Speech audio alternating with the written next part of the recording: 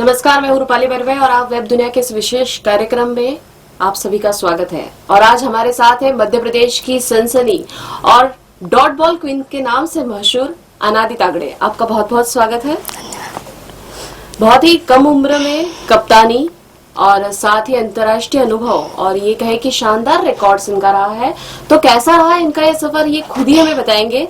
तो अनादि, ये सबसे पहले बताइए कि इतनी कम उम्र में आपका कैसा इंटरेस्ट जागा क्रिकेट के बारे में? मेरी मम्मी एक्चुअली खुद क्रिकेट खेलती थी, वो यूनिवर्सिटी लेवल तक खेली है, तो इंटरेस्ट तो पहले से ही था। मम्मी पापा को भी बहुत शौक था, घर में बहुत सपोर्ट किया स्पोर्ट्स को लेके, क्योंकि मतलब एकदम से स्पोर्ट्स के लिए, और वो भी लड़की, तो एकदम सपोर्ट करना ऐसे आजकल फैमिली में थोड़ा टफ रहता है, पर उन्होंने फुल सपोर्ट दिया, तो ऐसे स्टार्ट हुई।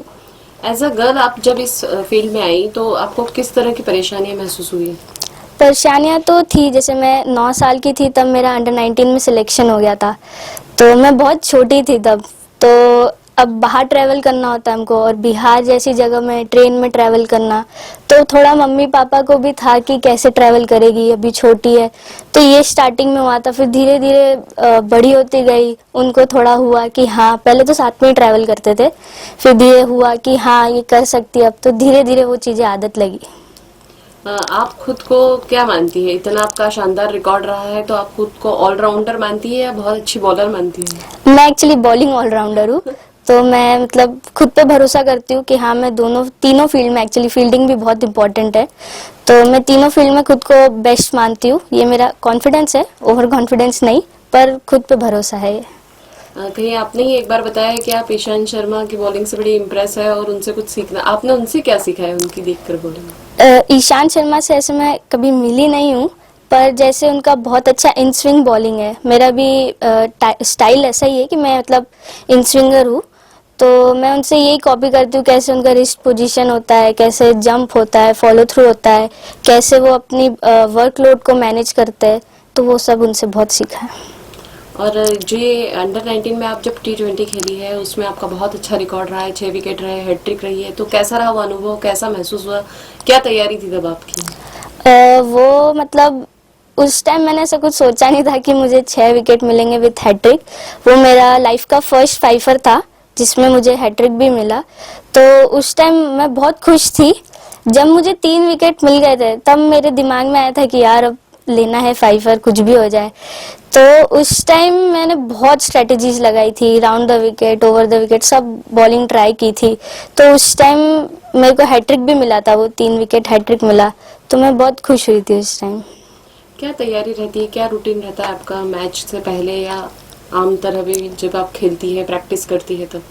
मेरा प्रैक्टिस का रूटीन तो ऐसा फिक्स है अभी कि मैं मॉर्निंग में 8:30 से प्रैक्टिस पे जाती हूँ। सुबह बॉलिंग बैटिंग नाइट्स जो भी होता है वो मतलब 12 तक रहता है, फिर घर जाती हूँ, खाना खाती हूँ, फिर उसके बाद वापस स्पेसिफिक बैटिंग की ट्रेनिंग होती है, वो होती है, फिर मेरा रिहैब, जिम, ये सब रहता है, क्योंकि एज अ मीडियम पेसर और ऑलराउंडर मेरे को मेरी बॉडी का बहुत ध्यान रखना पड़ता है, तो वो रिहैब, इंजरी प्रिवेंशन, ये सब चीज़ें पे वर्क होता है।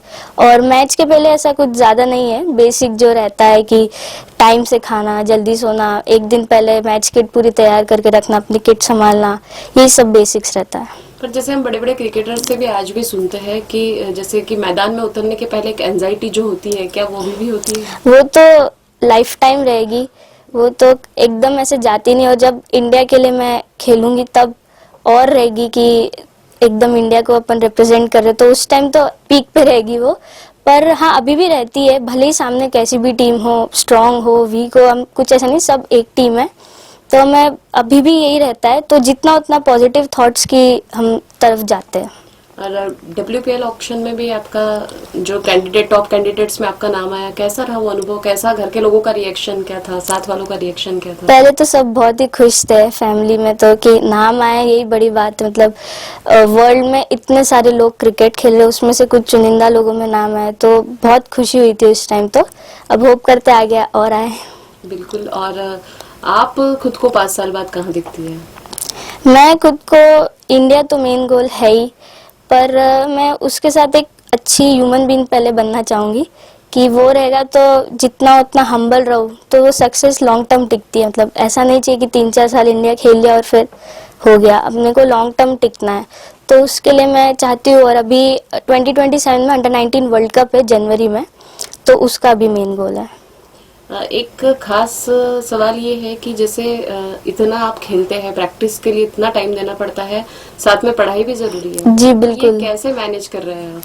पढ़ाई का तो अब जैसे मम्मी, तो आपको पता ही है कैसे पढ़ाई के पीछे पड़ी रहती है, तो मम्मी टूर्स पे जब रहती है तो किताबें देती है, फिर आजकल यूट्यूब और एआई से बहुत हेल्प मिलता है, तो उस पे पढ़ते हैं, उससे पढ़ते हैं, फिर एग्जाम्स के पहले फुल फोकस हमारा पढ़ाई पे ही हो जाता है, ताकि हम इतना करें कि अच्छे मार्क्स आए हमको।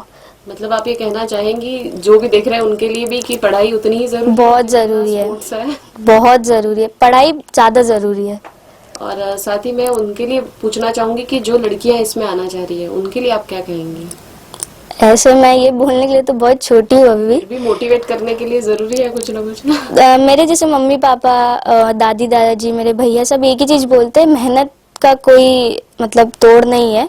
आपकी लाइफ में सक्सेस आए फेलियर आए, आपको मेहनत करते रहना है और जितना उतना जमीन पे पैर रखना है। अब कुछ एक ऐसे क्वेश्चन है जो आप बहुत शॉर्ट में उसका आंसर दे सकती है कि जैसे आपका फेवरेट क्रिकेटर कौन है? हार्दिक पांड्या। फीमेल में?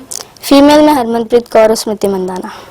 आपकी फेवरेट आईपीएल टीम कौन सी है? मुंबई इंडियंस। और अगर आप क्रिकेटर नहीं होती तो क्या होती? मैं टेबल टेनिस में जाती। आपका एक दिन में 10 विकेट का भी रिकॉर्ड रहा है, कैसा रहा वो अनुभव और क्या मजा आया उसके बाद आपको? वो बहुत ही मतलब मेमोरेबल डे था मेरे लिए, क्योंकि एक इनिंग में 5 लिया था, फिर सेकेंड इनिंग में सेम डे 5 लिया था विथ हैट्रिक। तो उस विकेट से मेरी टीम को हेल्प मिला था जीतने में, क्योंकि वो मैच थोड़ा फंस गया था हमारा।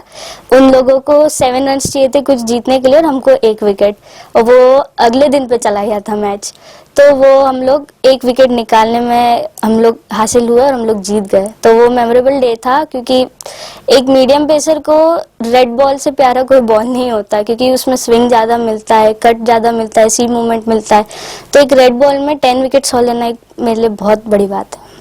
इसके अलावा आपका कोई ऐसा अनुभव है जो आप शेयर करना चाहेंगे जो काफी मजेदार रहा हो? क्योंकि क्रिकेट्स में स्पोर्ट्स के साथ मजेदार चीजें भी बहुत होती है जैसे हम देखते हैं। हाँ, इस बार फर्स्ट टाइम WMPL हुआ था, तो उसमें एकदम सब कैमरेज थे, लाइव दिख रहा था मैच, तो उसमें भी हमसे ऐसी रील्स बनवा रहे थे, तो वो हमारे लिए थोड़ा मेमोरेबल था। फर्स्ट टाइम था, क्योंकि रील्स में डांस भी करवाई थी हमसे, रैपिड फायर राउंड और ये सब फर्स्ट टाइम था, तो बहुत एंजॉय किया था, फन था वो। बहुत ही बढ़िया अनादि, आपसे बात करके बहुत अच्छा लगा और हम आपके लिए भविष्य के लिए बहुत बहुत शुभकामनाएं देते हैं कि आप बहुत आगे बढ़िए और चमकता सितारा बनिए। धन्यवाद।